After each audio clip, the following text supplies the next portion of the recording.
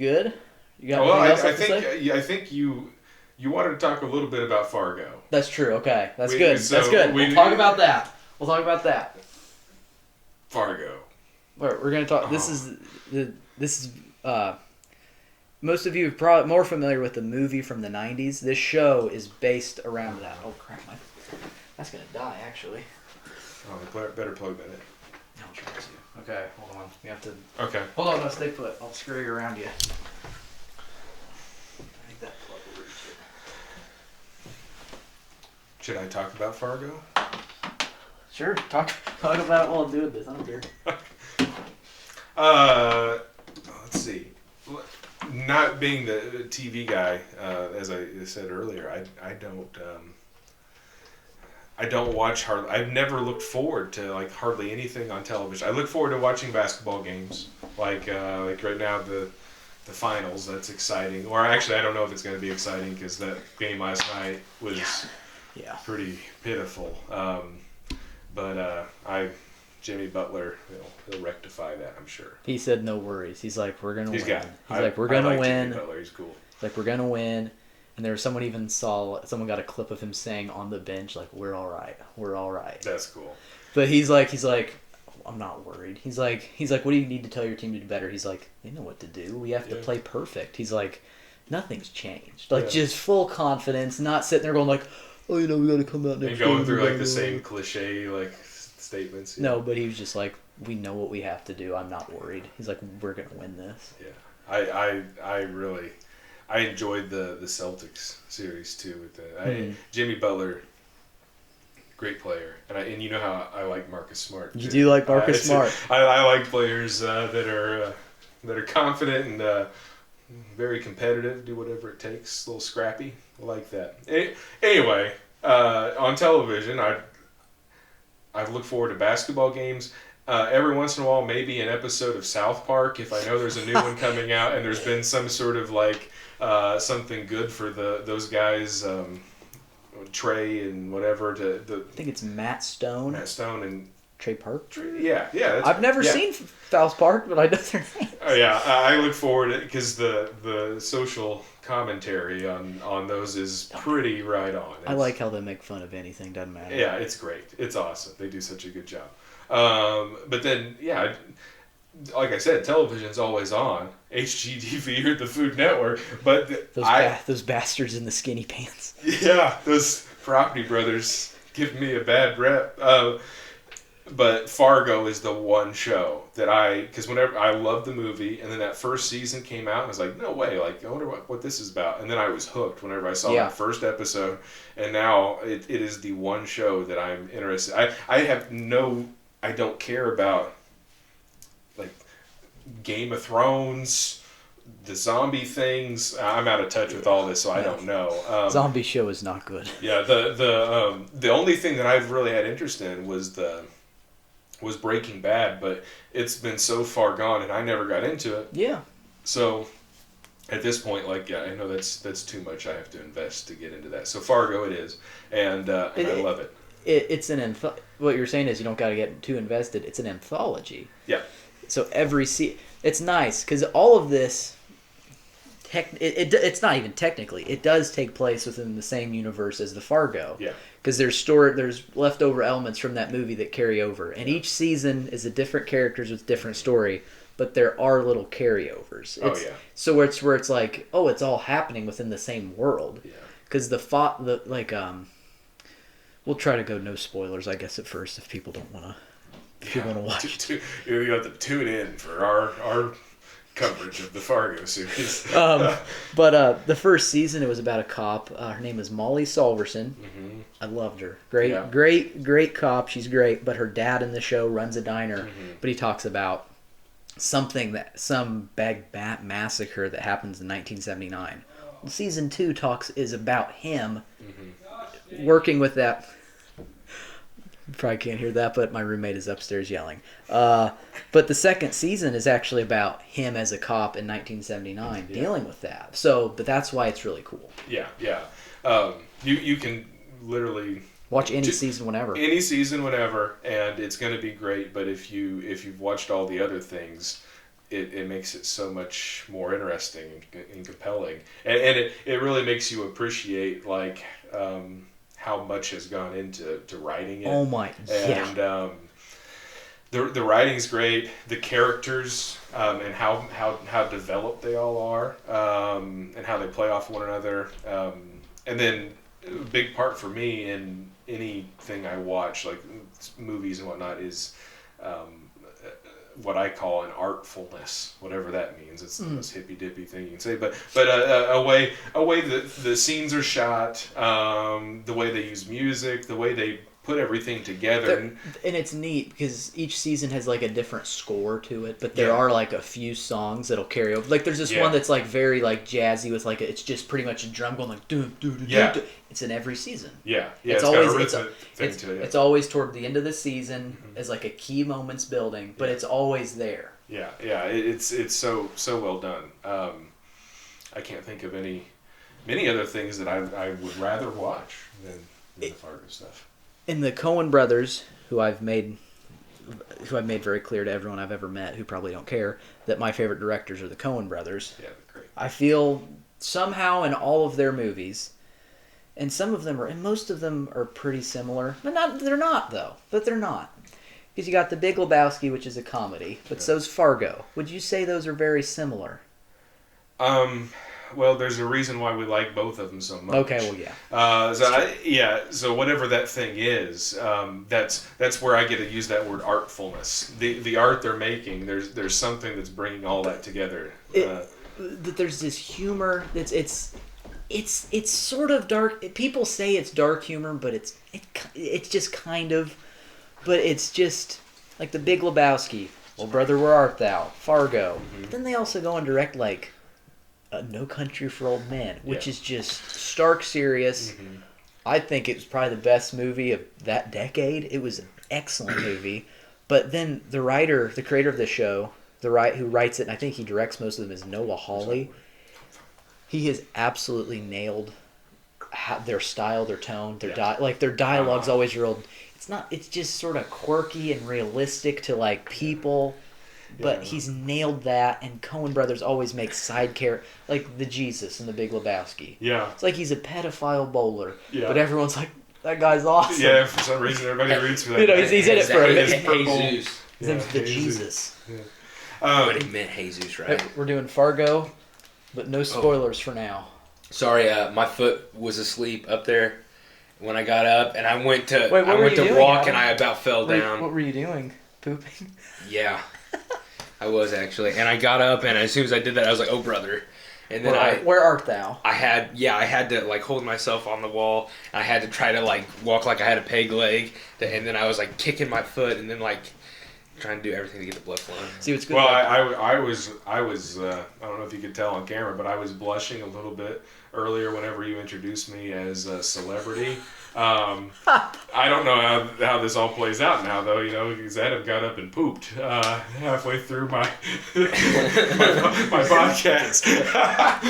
So that took me down a notch. I'm making it real. No, I'm sorry. I really had to go. First it started out no, it's fine. And then all of a sudden I was like, I had the urge. But, that's all good. Well, you're my hero. I called you a celebrity. You're well known in the town, but you know Doug Dayhoff. Yeah. Okay, super nice guy. Yeah. He's the man. But he's an insurance agent in town. You see his name on stuff. And Silas is friends with his son Dax. Yeah. My little brother Silas. And he calls Doug Dayhoff the local celebrity. That's like funny. Said it one time, straight face, like, well, Doug's a celebrity, and we were just like, that's amazing. Like, that's great. Yeah. So I just thought that was funny. Yeah, Doug's cool. Doug is the a lot of tangents here, but Doug, super athlete. Okay, he's a year older than I. Yeah. I've told so many stories. I think I know what you're gonna say. The time where he embarrassed me. I did track. I ran track, and I was pretty good at some of the events. Not great by any means, but like I felt pretty confident. And for a lot of the people that know Doug, he's like an extreme runner. He went to college and ran, went to state and won, I'm sure, set records. It's unreal. And I had a meet at Linton, and I was long jumping. Long jump was my event, and I was feeling really good. The board at Linton was very bouncy, and I jumped like the best jump I had ever jumped, and it was like 21 and 1 inch, or 21 foot 1 inch, and I was like, man, feet. Yeah, and I remember this because like there was a school record, and I remember like that was what I wanted to do, and I was like, I got another jump, I might be able to get it. I'm feeling like very excited. Doug Dayhoff decided that day he was gonna do another event, and he was just gonna try long jump, whatever. He'd seen it done before. Yeah. Blew me out of the water, like just he just kind of walked up there, and like we were talking, like he's super friendly guy. He's so cool, like a really cool guy, and then just blew me out of the water. I was totally defeated. Never got that extra half inch. You quit track that day. Yeah. Done with this. But yeah, that's cool. Doug, the local celebrity. But yeah, Fargo. I think you summed it up really good earlier. Whenever we were talking about like good and evil. And like they do such a good job of like making those things really they make you feel sympathy and or empathy, maybe even with the evil characters. And then at times you dislike the people that are so endearing, like the comical characters that you want to like, but they murdered somebody, and it's so there's all these conflicts. It's nice because it's a show of a lot of happenstance and accidents, and you might go, oh well, that's whatever. Well, that's mostly how things go. It's real life, yeah. I mean, not every murder and car crash and whatever is planned. A lot of it's just like, ugh, crap. I mean, and it's just people. A lot of it's people freaking out, and then coincidentally it'll cause something else. That's life. Yeah. And like even the creator of the show said, there's a lot of like little things he'll add in the show that make zero sense. I won't get into it because something happens in season 2. Yeah. We talked about it at dinner. It has nothing to do with anything. And people, if you looked it up, and he said, I put it in there because random stuff happens in life, and that's just I wanted to put that in there because think about it, with shows, everything's tidy and goes together. That's not it's realistic if there's like, well, why is that? That has nothing to do with anything. Yeah, and I think, and I'd have to watch more, but it seems like on this 4th season, the new series of the shows. They're playing that up even more. Like there are a lot of these like little loose ends just in the first 2 episodes that they played the other night. There are all these things that we noticed, and maybe it's just because we're such fans now. We've become more attentive and we're looking for those things. But it's like, what was that? Is this going to come back later? Does this have any relevance? Does it just happenstance? We don't really know. But well, this isn't a spoiler because it's out of context. But like what we were saying earlier. Why was there just a random guy standing in the middle of the street 50 feet down the road, like smoking a cigarette? Like we thought, oh, well, that character's walking off screen. It'll like pan back and zoom down.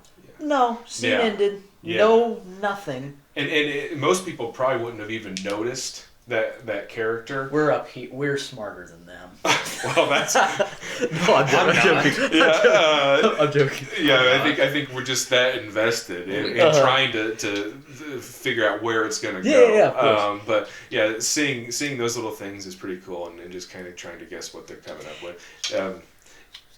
And even like they'll reference a lot of Coen Brothers movies. Like they'll play songs that are very well known, like "Man of Constant Sorrow," which George Clooney sings. Which I'd love to. I remember I told my friend Austin Solomon, I'm like, "Do you know George Clooney didn't sing in that movie?" He's like, "That just ruined the movie for me." Like, I wanted to think that was George Clooney singing. But like "Man of Constant Sorrow," it's played in there. A lot of lines or little dialogues that are popular from other Coen Brothers movies, they put them in the show. It's just a good show. It's just a really great show across the board. Yeah. Yeah. It makes me want to maybe we can write something. Maybe. I could. You know what? I've always said I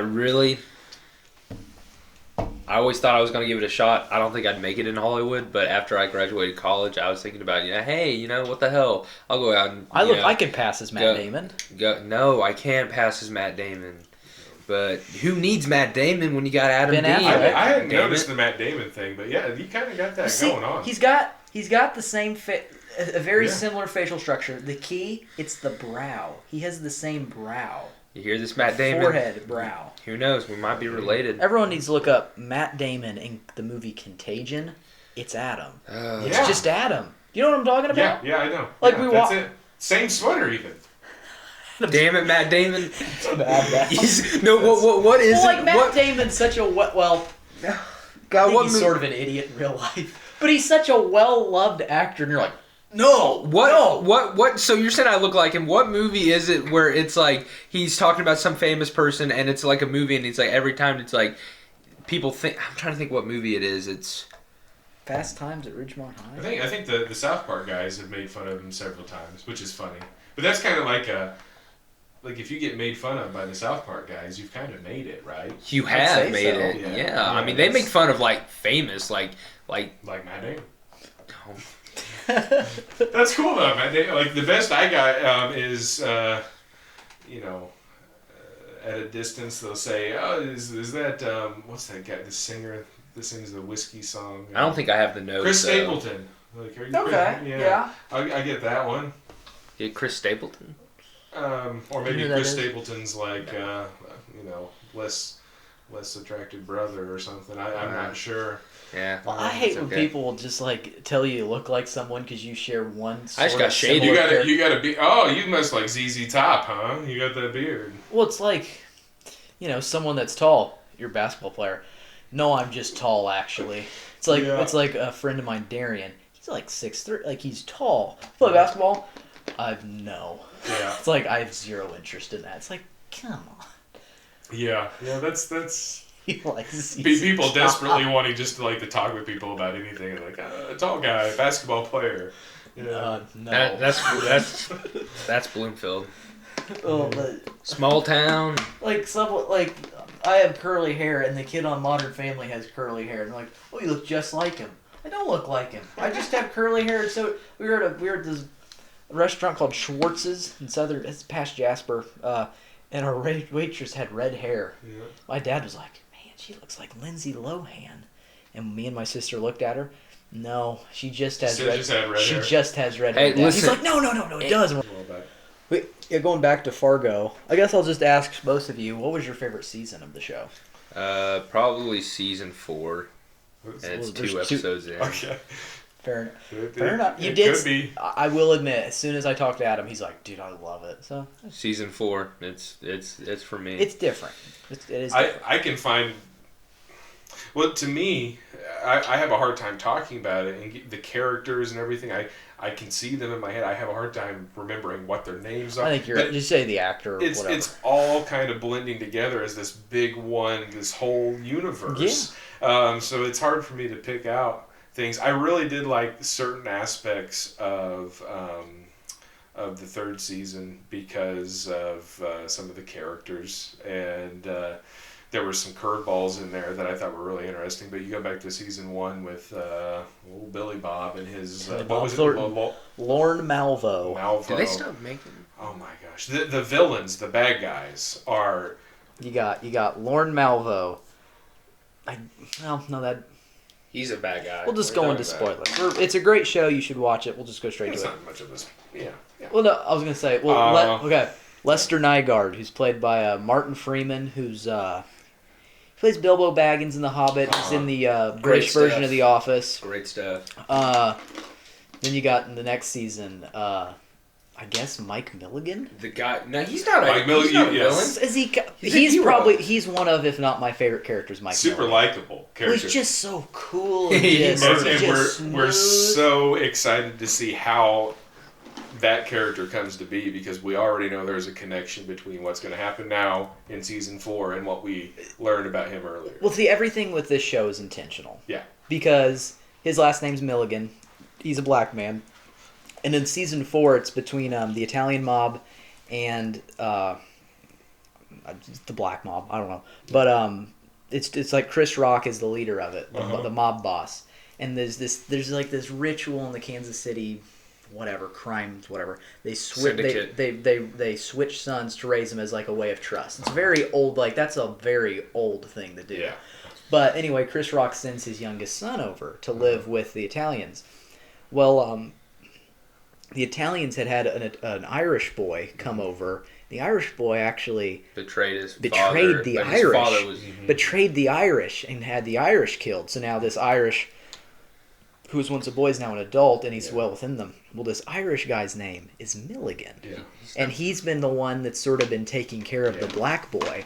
So if I had to predict, like Milligan, that is like that has. They're not. It has to be like. And, you know, he's very, like when Chris Rock came over, he's like, you better be taking care of my son. He's like, I am. He's like, very, like, I am. I'm not letting anything happen, you know. Yeah. So, at some point, either that guy becomes such a father figure and his boy, this little African-American boy just takes on his name and runs off, or both sides kill each other. This Milligan just takes the black boy and they run, and they're like, and he's like, you're gonna be called, Milligan you're gonna be called Mike. But I mean, like, just saying, it just because it lines up because that character is like 40 in 1979 and he's about 10 or 11 right now in 1950. I mean, he comes back and works for the Kansas City mob in 1910. Like, it has to be Mike Milligan. It's cool too, and that is a cool character. And what was the name of the Native American guy? Hansi Dent. Probably the closest they've come to Anton Chigurh from No Country for Old Men. Great character. He wasn't evil. He was evil. And towards the end, you're telling me a normal, sane person could do that just to anybody. I don't. But regardless, he went off. None of those people were good people. I mean, they were killing family members. I don't think they were. I don't. Well, he just killed anybody. After that happened, he killed more than his family. I don't think about. No, I think within that universe. All I'm saying is good and bad is such. What I saw in that supermarket, when I know it was Kristen Dunst making that up, but when he came around that corner and he was looking for him, that freaked me out. I was like, holy God, if that happened to me and I'm running from somebody and I see him out of the corner of my eye, turn a corner with that face that he had, I would have been like, well, there's two things that's going to happen. I'm going to fight my way out or I'm going to get shot. I think the way they present their characters is... Or stabbed. There's the good guys, which is because... I read this article the other day talking about Fargo. They said, as dark as it is how bad things happen to good people, the movie Fargo and every season of Fargo ends with some level of hope.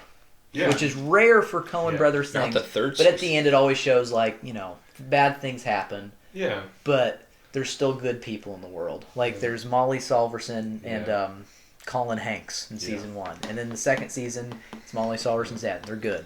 Season 3, it's Gloria Berkel. Like there's shows good, but there's good, and then there's everything else, which doesn't mean it's bad, doesn't mean it's good, doesn't mean it's evil. It's just whatever. Yeah, I think I'm anxious to see what happens in the season 4 because of the times we're in right now and all of the social issues. Like if there's any like thing that's gonna eloquently kind of like. Not give us a solution, but actually give us hope for the whole thing. Like it might be Fargo, as dark as the thing is. So I'm looking for that because I think it's going to show up. So hopefully it does. It already kind of has a little bit in the first couple episodes. It gave us a little. It mirrored, 60 or 80 years ago. It mirroring a lot of things that are going on right now. But I liked it because it was a really interesting point. I can't remember who it said. It was either Chris Rock's character or Dr. Senator. His right hand man, and that's his name. They both told the Italians and Irish like they don't see you as white. They see you as just as bad as us because it's like they don't like you either. Which I thought was interesting, but you know, America's a it's like Rabbi Milligan, he still cares for the black little boy, but the thing is, the Italians won't let him interact with anybody else. But then like Chris Rock, the Italian boy, he lets them play with their kids. It shows them eating dinner.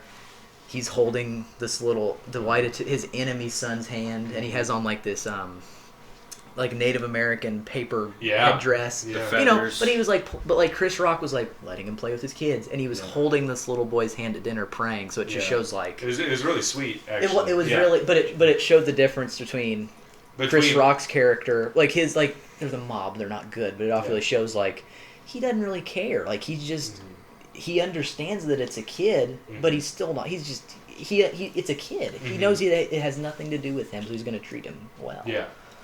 Which was nice, like you said. I mean, if we're just gonna go in talking about season 4, then I'm just gonna go in talking about this. When the Hebrews at the beginning. Oh, the Jewish mob? I thought that was really cool. And then the Irish came in, and for some reason, I was super confused because I was like, man, I didn't think Italians looked like that back then.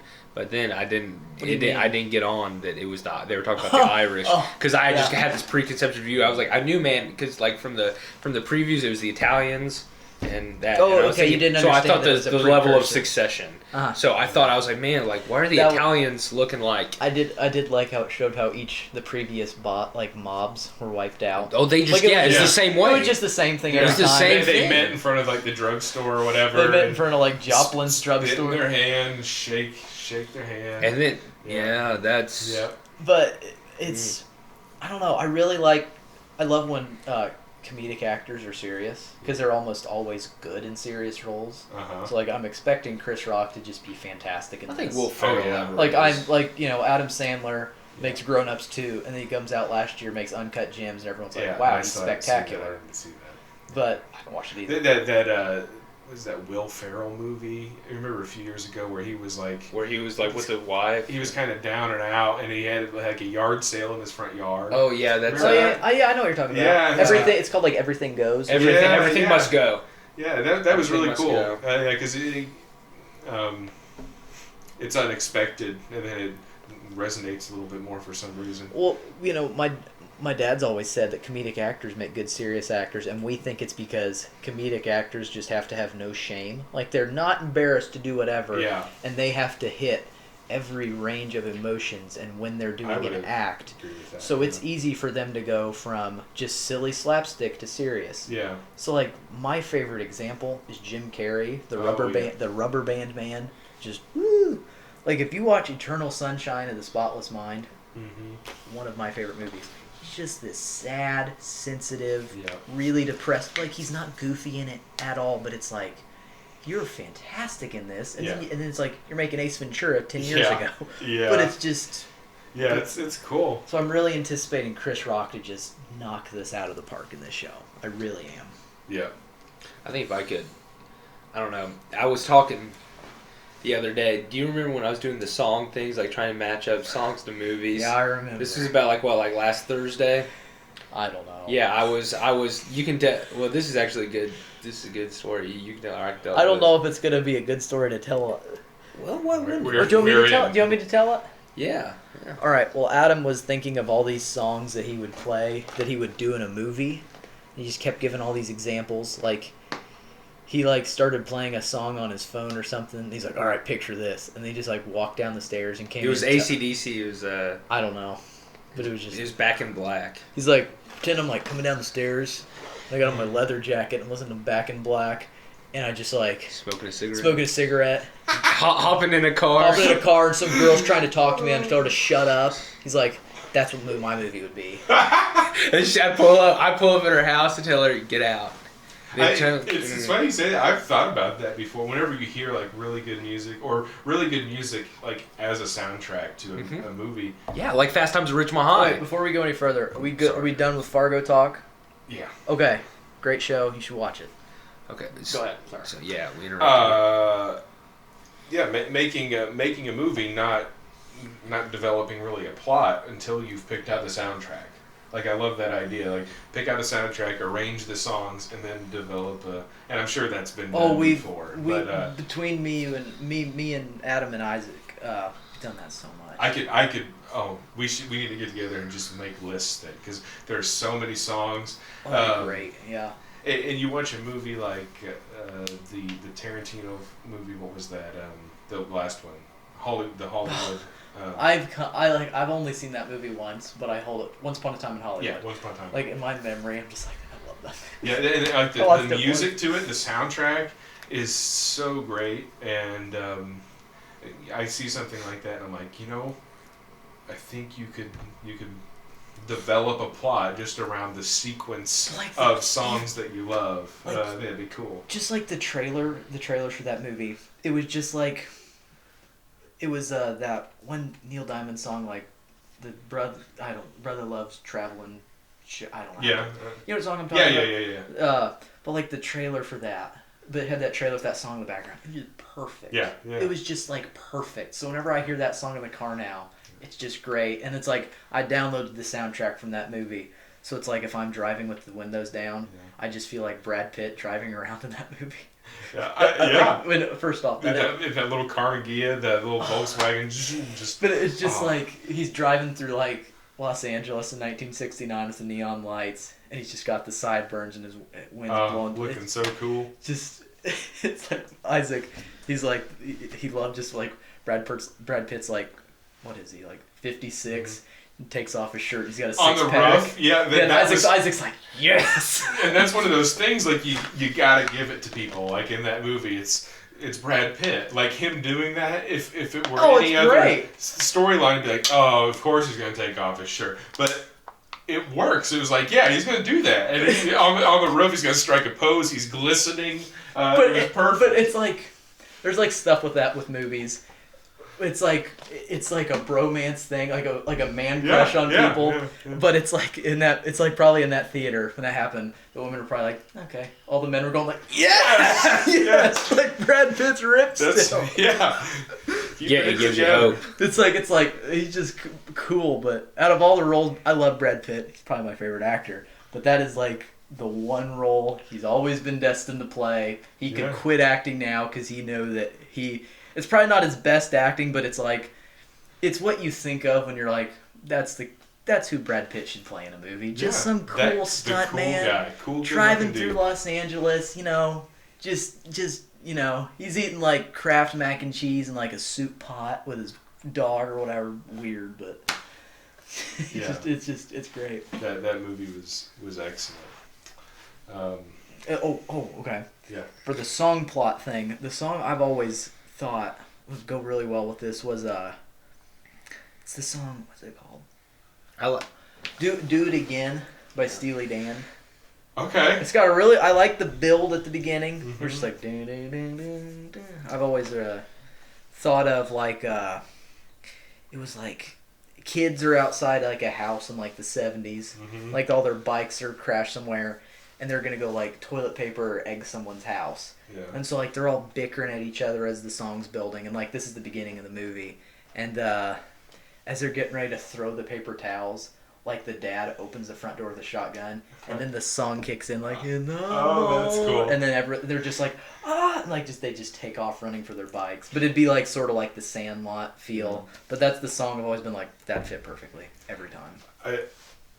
This is kind of related. It just popped in my head. The other day Rocky was on, and it was I think the movie was called. It wasn't called just Rocky. It was like it was whenever he was old and he was going to go fight a guy. That's actually a pretty good movie. And I didn't. It was just kind of on. But I liked the sound of those Rocky movies for some reason, and they were playing, and I think that's a big part of television for me. Not so much listening to Pioneer Woman or Property Brothers, but hearing like the certain soundtracks to songs and the dialogue and the way it's all arranged. But in those Rocky films, I think in almost all of them, there's a moment like midway through, right before the kind of this crescendo to the fight and everything else, there's a moment where Rocky is like down and out, and he's contemplating life, and he's walking the streets of Philadelphia, and he's like kicking dirty kids, sweatshirt. Yeah, and he doesn't know what to do, and he's getting in arguments, and he's all that sort of stuff. And there's the Rocky theme, and it plays in the background, and it's this very like kind of solemn version of the real Rocky theme. Okay.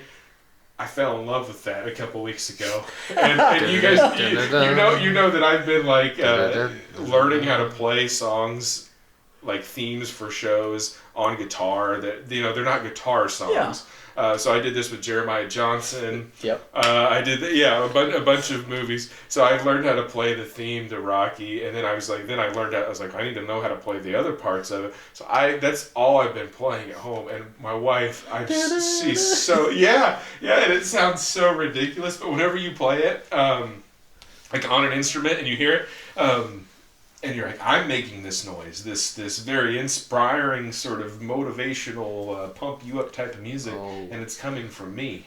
Oh man, it's a whole nother level. But I've really enjoyed that. Going on inspiration, I have to add this movie in. It's the movie Rudy. I knew you were gonna say it's so freaking good. When fall hits and the leaves are coming down, and I watched that movie in the beginning. No. I watched that movie and the leaves are coming down, and he's walking on Notre Dame's campus. I'm like, I'm driving to South Bend. I'm going, and I'm gonna walk, and I'm gonna get that same jacket, and I'm gonna be like, where's the football signups? Because damn it, I'm gonna go, and I'll get my ass beat. I gotta go work in a steel factory and watch my friend die. Who's gonna be the friend? Who wants to die? Is it gonna be me? I can't come back to life. Shit. I gotta go find somebody. Well, no, not really. But it's like the movie Rudy. It's just so good. Like at the very ending scene, I argued with Brendan Hughes forever. Like a whole fine night class was taken up in high school about Brendan was. They're at the front of the room. The class was canceled. They're like, all right, debate Rudy. No. He was joking. He was like, well, like Rudy, he stepped on somebody's shoelaces. And like, he didn't get the sack, he cheated. And I was like, bullshit, Brennan, you dick. And he's like, he got that sack fair and square. He worked hard for his shit. And then this is also the same guy that I argued about peanut butter with, is it more of a fat or protein? So we did this in a math class. But yeah, that took up a whole nother week. So how much math did we really learn? Not much. But so Rudy, and I pulled up my laptop, the old HP, I got a Mac now. But the HP. Okay. No. Hey, Slice. Sorry. No, it's a regress and flex because I'd rather have an HP because Macs are shitty. Just brag about Excel it. Working? Wow. No, the Excel's good. Yeah, No, it's not. He'll be complaining tomorrow. No, it won't. I'm doing fine in it. Shout out.